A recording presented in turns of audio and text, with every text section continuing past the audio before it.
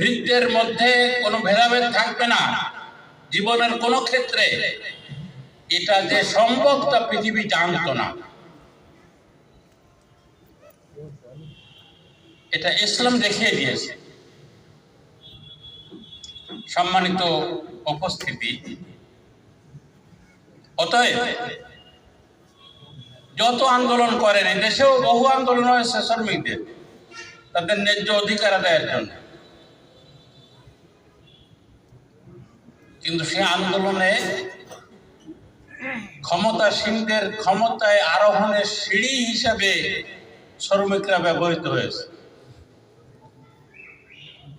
মালিকরা ফেঁপে ফুলে আঙ্গুল কলা গাছ হয়েছে, কিন্তু শ্রমিকদের কপালে যে দুর্দিন ছিল সেটা এখনো আছে। সম্মানিত শ্রমিক ভাইয়েরা, আপনারা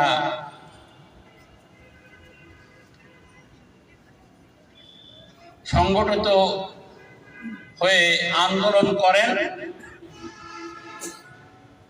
তার টার্গেট থাকে শ্রমজীবী মানুষের অধিকার প্রতিষ্ঠা করা। শ্রমিক কল্যাণ ফেডারেশনেও